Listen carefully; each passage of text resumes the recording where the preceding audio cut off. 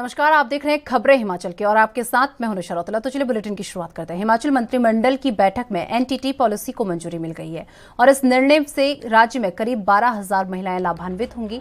Policy मंजूर होने के बाद प्री प्राइमरी कक्षाओं को पढ़ाने के लिए एनटीटी की नियुक्ति की जा सकेगी और इसकी भर्ती को लेकर लंबे समय से प्रदेश में विवाद चल रहा था। आपको बता दें कि प्रारंभिक शिक्षा विभाग द्वारा सरकार को भेजे गए प्रस्ताव के मुताबिक इन्हें करीब 9,000 रुपये मासिक वेतन भी दिया जाएगा और पॉलिसी मंजूर होने के बाद जल्द 4,775 पदों पर भर्ती होनी है और इसकी नियुक्ति प्री प्राइमरी कक्षा को पढ़ाने के लिए की जाएगी।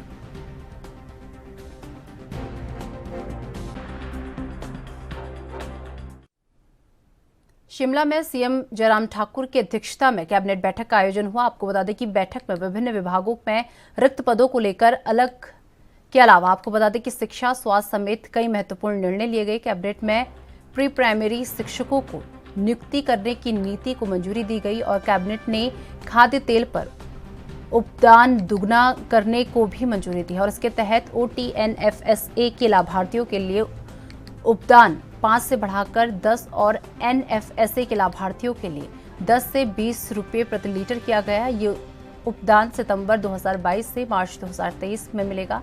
बैठक में कई बजट घोषणाओं पर भी मुहर लगी। हालांकि कैबिनेट में आउटसोर्स कर्मियों के लिए पॉलिसी पर फैसला नहीं हो पाया।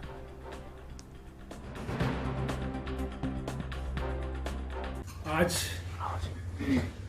मंत्रिमंडल की बैठक माननीय मुख्यमंत्री श्री जयराम ठाकुर जी की अध्यक्षता में संपन्न हुई, जिसमें हिमाचल प्रदेश में राष्ट्रीय शिक्षा नीति जो बनाई गई है, जिसे हिमाचल प्रदेश सरकार ने अडॉप्ट किया है, उसमें प्री प्राइमरी को बहुत महत्व दिया गया है और हिमाचल प्रदेश उन प्रदेशों में से है जहां प्री प्राइमरी क्लासेस राष्ट्रीय शिक्षा नीति लागू होने से पहले ही प्रारंभ कर दी गई थी। क्लासेस को अभी तक जितने स्कूलों में प्रारंभ किया गया, उसमें हमारे जो प्राइमरी क्लासेस के टीचर हैं, JBT, उन्हीं को विभिन्न प्रकार की ट्रेनिंग दे करके जो है वो दायित्व सौंपा गया था पढ़ाई का। आज मंत्रिमंडल ने एक निर्णय लिया है जिसके अंतर्गत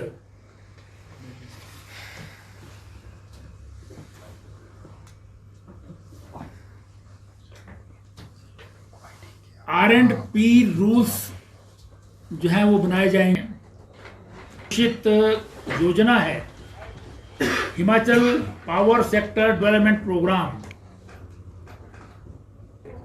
11 साल की सेवा पूरे कर चुके हैं as part time water carrier और डेली वेजेस पर, उन्हें 31 मार्च 2022 और 30 सितंबर 2022 को जो है वो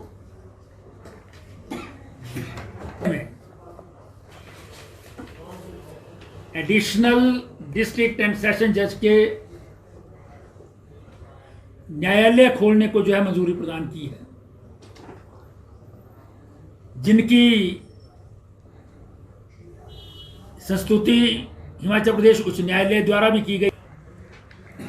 ये कांगड़ा जिला में है, पांवटा साहिब सिरमौर जिला में है और रोहडू शिमला जिला में है। इन सब स्थानों पर जो है वो एडिशनल डिस्ट्रिक्ट एंड सेशन जज के कार्यालय परमानेंट जो है वो एस्टेब्लिश किए जाएंगे सरकारी। उसमें 5 पद जो है वो विभिन्न विषयों के भरने को भी मंजूरी प्रदान की है। मंत्रिमंडल ने फिर government senior secondary school Kutna development block में जो है वो ग्राम पंचायत बाड़ा में एक एग्रीकल्चर सेल सेंटर जो है वो खोला जा रहा है। में यह गंगोट में एक नया पटवार सर्कल खोला जा रहा है। पलदिया मुख्यमंत्री जयराम ठाकुर ने मंडी के पड्डल मैदान में आयोजित होने वाले युवा मोर्चा की रैली को तैयारियों का जायजा लिया। आपको बता दें, इस दौरान सीएम ने कहा कि ऐतिहासिक पड्डल मैदान में इतिहास में पहली बार देश के प्रधानमंत्री नरेंद्र मोदी किसी मोर्चा की रैली को संबोधित करेंगे और साथ ही रैली को लेकर पूरे प्रदेश के युवाओं में काफी उत्साह है और युवा बेसब्री से प्रधानमंत्री का इंतजार कर रहे हैं और कहा कि पीएम मोदी ने कई वर्षों तक हिमाचल में काम किए हैं और इसीलिए उनका हिमाचल से लगाव बना हुआ है। पूरे हिमाचल प्रदेश के हमारे युवा उत्साहित हैं और ये संभवतः पहली बार हिमाचल के इतिहास में हो रहा है जब देश के प्रधानमंत्री प्रदेश के युवाओं को संबोधित करेंगे और प्रदेश के युवाओं के लिए ये अवसर बहुत एक ऐसा गौरव का अवसर है जिसको सब लोग जो है बहुत उत्साह के साथ इंतजार कर रहे हैं। और मुझे इस बात की खुशी है कि आदरणीय प्रधानमंत्री जी का हिमाचल प्रदेश के साथ जो स्नेह है, उनका हिमाचल प्रति जो एक लगाव है, वो लगाव सदैव उनको हिमाचल प्रदेश में आकर्षित करता है, खींचता है। हिमाचल में वर्षों तक उनने काम किया है और इसलिए हिमाचल आने जाने का मन उनका हमेशा करता है। अभी हाल ही में 8 साल का केंद्र सरकार का कार्यकाल पूरा होने पर शिमला के रिज के मैदान से उन्होंने पूरे देश को संबोधित किया। उसके पश्चात कुछ दिनों के बाद पूरे भारत के, पूरे देश के सभी मुख्य सचिवों के साथ वो कॉन्क्लेव करने की बात आई तो वो धर्मशाला में 2 दिन की थी, धर्मशाला में रात्रि ठहराव किया। तो अब मंडी में खासतौर से फिर से आ रहे हैं और मंडी का ये कार्यक्रम ऐतिहासिक होगा और हम उत्साह के साथ आदरणीय प्रधानमंत्री जी के इस कार्यक्रम को सफल बनाने की याददाश्त को क्या हो गया है, उनको इस बात को समझना चाहिए। अभी हाल ही में हिमाचल प्रदेश के लिए 2 चीज़ें, बल्क ड्रग फार्मा पार्क, जिसमें आने वाले समय में जब वो पूरा होगा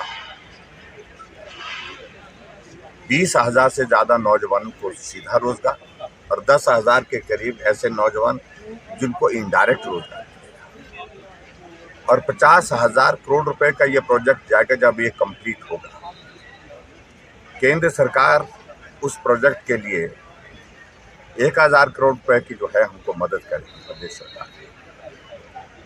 और इससे पहले हमारे नालागढ़ में मेडिकल डिवाइस पार्क जो है वो भी हाल ही में दिया है और वो भी लगभग 500 करोड़ रुपए का प्रोजेक्ट है जिसमें केंद्र सरकार हमको मदद कर रही है। तो ऐसे में मुझे समझ में नहीं आ रहा कि उनको उनकी याददाश्त को क्या हो गया है। 10,000 करोड़ रुपए से ज़्यादा के प्रोजेक्ट हमको इन 5 सालों में हिमाचल प्रदेश में कोविड के बावजूद स्वीकृत किए। पीएम नरेंद्र मोदी की युवा विजय संकल्प रैली को लेकर मंडी में हलचल तेज हो चुकी है। इसी को लेकर पुलिस अधीक्षक शालिनी अग्निहोत्री ने मंडी में प्रेस वार्ता की है और इस दौरान शालिनी अग्निहोत्री ने सुरक्षा की दृष्टि से जानकारी देते हुए बताया कि प्रधानमंत्री नरेंद्र मोदी की रैली को लेकर 1 हफ्ते से सुरक्षा की दृष्टि से सारे इंतजाम चल रहे हैं। सुरक्षा व्यवस्था को 13 सेक्टरों में बांटा गया है। इसमें मंडी का पड्डल ग्राउंड मुख्य सेक्टर रहेगा, जहां हर कोने पर पुलिस तैनात रहेगी। साथ ही उन्होंने ये भी जानकारी दी कि रैली को सुरक्षा की दृष्टि से सफल बनाने के लिए 1800 पुलिसकर्मी तैनात रहेंगे, जिसमें 200 होमगार्ड जवान शामिल हैं। जिले में जितने भी बॉर्डर हैं वहां पर संबंधित पुलिस स्टेशन अपनी नाका टीम और मोबाइल टीम के साथ चेकिंग के लिए तैनात हैं। और इतना ही नहीं, ऐतिहासिक पड्डल ग्राउंड के आसपास करीब 150 कैमरे भी लगाए जाएंगे।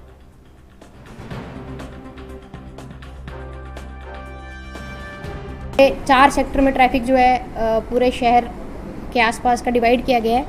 इसमें एक सेक्टर जो है वो पंडोह की तरफ से जितने भी गाड़ियाँ आएंगी उसके लिए, एक सेक्टर जो है वो जोगिंद्रनगर और पद्दर की तरफ से जो गाड़ियाँ आएंगी उनके लिए, एक सेक्टर जो है वो डडौर बल, इसमें बाकी ज़िला जो करीब 3/4 हिमाचल प्रदेश का भाग है वो इस साइड के ट्रैफिक से आएगा।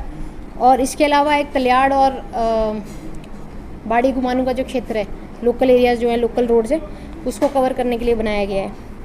पार्किंग की व्यवस्थाएं जो हैं वो इन सभी डायरेक्शंस में करने का हमारा प्रयास है। तो विक्टोरिया ब्रिज के पास एक बड़ी पार्किंग जो है कोशिश है उसको डेवलप भी किया जा रहा है ताकि ज़्यादा से ज़्यादा नंबर की गाड़ियाँ वहाँ पे आ पाएँ। इसके अलावा जो लोकल पार्किंग है उसमें भीमा काली टेम्पल की पार्किंग हम यूज़ करेंगे, होमगार्ड ऑफिस की पार्किंग यूज़ करेंगे, गुरुद्वारा की पार्किंग यूज़ करेंगे, BDO ऑफिस की पार्किंग यूज़ करेंगे, खलियार से जो पद्दर रोड है उसकी पार्किंग को यूज़ करेंगे, रोड साइड पार्किंग को यूज़ करेंगे।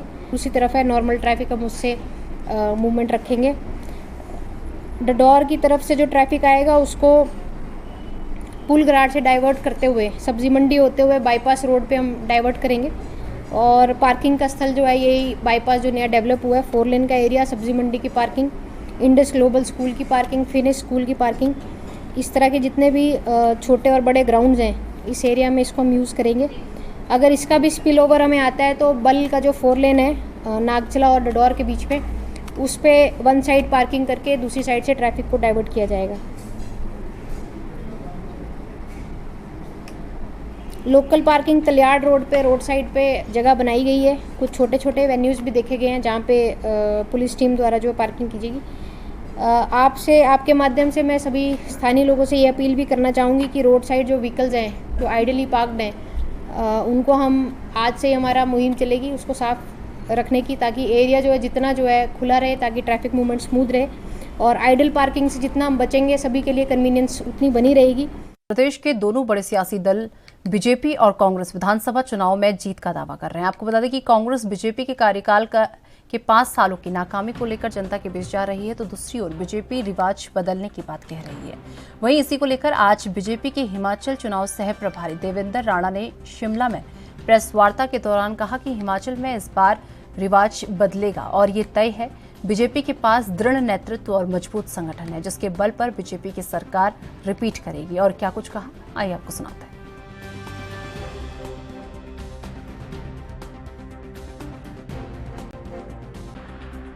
मैंने अपने प्रवास में जो मैंने अलग अलग हिमाचल प्रदेश के खित्तों का किया है, बड़े वसूख और जिम्मेदारी से, और जो थोड़ा बहुत मेरा सियासी तजुर्बा है और जो मैंने लोगों से मिलकर उनके, क्योंकि मैं केवल अपने पार्टी के लोगों से नहीं मिल रहा हूं, मैं विभिन्न वर्गों से मिल रहा हूं, अलग अलग किस्म के लोगों से मिल रहा हूं। एक बात बड़ी वाज़ेह है कि रिवाज जरूर बदलेगा और भाजपा की सरकार हिमाचल प्रदेश में दोबारा बनेगी, ये तय है, क्योंकि लोगों ने ये फैसला कर लिया है कि भाजपा को दोबारा यहां लाया जाए। एक सुदृढ़ नेतृत्व राष्ट्रीय स्तर पे यशस्वी प्रधानमंत्री माननीय नरेंद्र मोदी जी का, एक मजबूत संगठन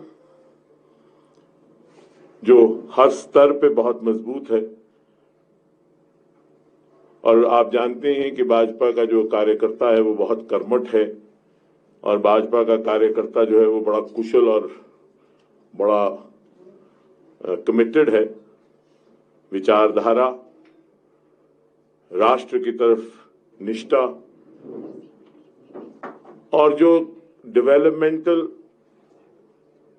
और वेलफेयर मेजर्स केंद्रीय सरकार ने और राज्य सरकार ने लिए हैं, उनसे लोग बड़े मुतासिर हैं।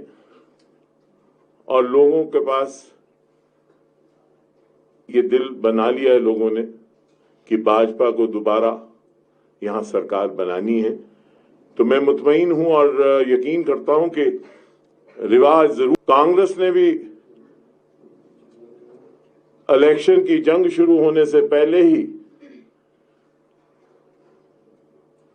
शिकस्त जो है वो तस्लीम कर ली है, हार तस्लीम कर ली है। उनकी अध्यक्षा माननीय रानी साहिबा प्रतिभा सिंह जी ने ये खुद कबूल कर लिया है 2 दिन पहले कि ना तो उनका तंत्र इतना मजबूत है, ना उनका नेतृत्व इतना मजबूत है कि वो भाजपा को हरा सकें। उनका अपना एक तजुर्बा है, 3 मर्तबा मेंबर पार्लियामेंट रही हैं, और राजा साहब वीरभद्र सिंह जी की अर्धांगिनी होने के नाते उन्होंने हिमाचल की नवस को बड़े नजदीकी से देखा है और उन्होंने अपने मन की बात वहां कह दी और शिकस्त का।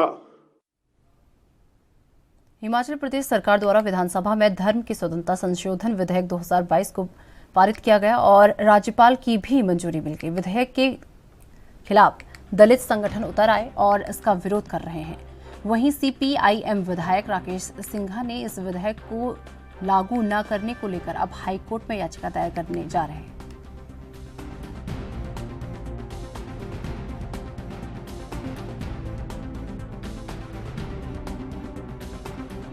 कि हम किसी भी धर्म के विरुद्ध में नहीं हैं, लेकिन ये जो Himachal Pradesh freedom of religion amendment bill जो पारित किया गया, जिसकी अब अनुमति जो बताया गया है गवर्नर महोदय द्वारा कि उन्होंने उसको अनुमति दे दी है, उस बिल के अगेंस्ट है। और उस बिल के अगेंस्ट इसलिए है, हम समझते हैं वो हिमाचल प्रदेश के जो गरीब हैं, जो दलित हैं, उनका अधिकारों पर यह हमला है और इसलिए हम उसके विरुद्ध में हैं।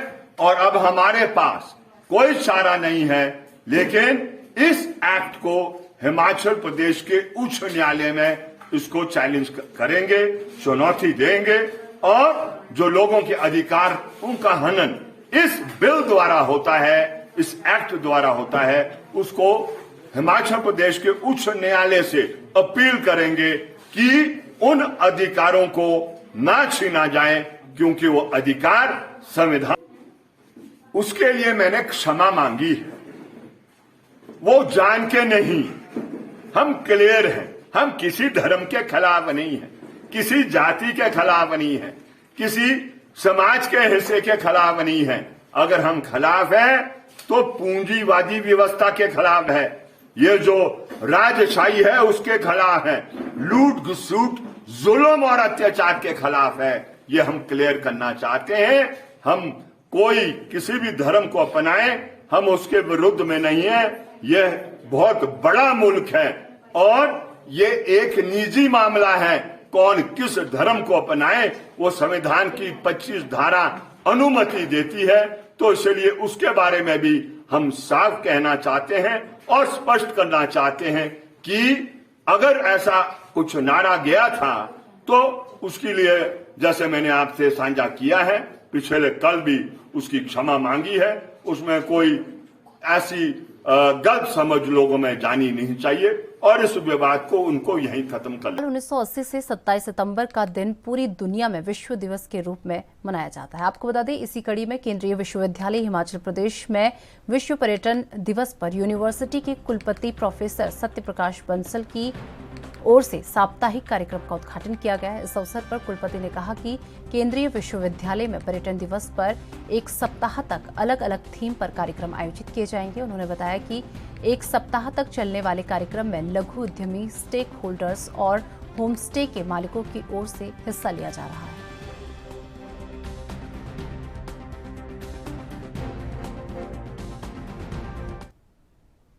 हिमाचल कांग्रेस की सत्ता वापसी की राह में आए दिन नई परेशानियां नजर आ रही हैं। आपको बता दें कि चौपाल विधानसभा क्षेत्र के पूर्व विधायक सुभाष मंगलेट ने पार्टी सर्वे पर सवाल खड़े किए हैं। सुभाष मंगलेट ने कहा कि सर्वे पार्टी के नेताओं के रिश्तेदार की तरफ से कराए जा रहे हैं। मैं एक बात मीडिया के माध्यम से कहनी चाहता हूं कि जो सर्वे हो वो सर्वे सही हो, फेक ना हो, क्योंकि जानकारी कुछ ऐसी मिली है सूत्रों के हवाले से कि यहाँ पर कुछ सर्वे ऐसे किए जा रहे हैं, प्लांटेड सर्वे, फैब्रिकेटेड सर्वे, जिसमें कि ये कोशिश की जा रही है कि फलां व्यक्ति को आगे बढ़ाने के लिए हमने टिकट दिलाने के लिए सर्वे कराने हैं, उस पर मोहर लगानी है, उसको आगे दर्शा के टिकट दिलाना है। और मुझे जानकारी मिली है, अभी मुझे सूत्रों के हवाले से खबर मिली है कि ये कहीं ना कहीं हिमाचल में भी ये चीज़ें चल रही हैं। एक कोई राहुल भंडारी करके कोई मुझे किसी ने नाम बताया और वो किसी कांग्रेसी नेता का वो रियल भांजा है, वो सर्वे कर रहा है पूरे प्रदेश का इंक्लूडिंग चौपाल, कि किस जगह कौन सा सर्वे में कौन आगे कौन पीछे है। तो अगर इस ढंग से प्लांटेड सर्वे हम करेंगे तो वो मेरे हिसाब से पार्टी के हित में नहीं रहेगा। वो अपनी आंखों में धूल झोंकने का कार्य कर रहे हैं। ये मैं उत्तराखंड में जो अभी चुनाव हुआ, हाल ही में 4 महीने वहाँ मुझे रहने का मौका मिला। ऑल इंडिया कांग्रेस कमेटी ने मुझे वहाँ पे 2 डिस्ट्रिक्ट का ऑब्जर्वर बनाया था।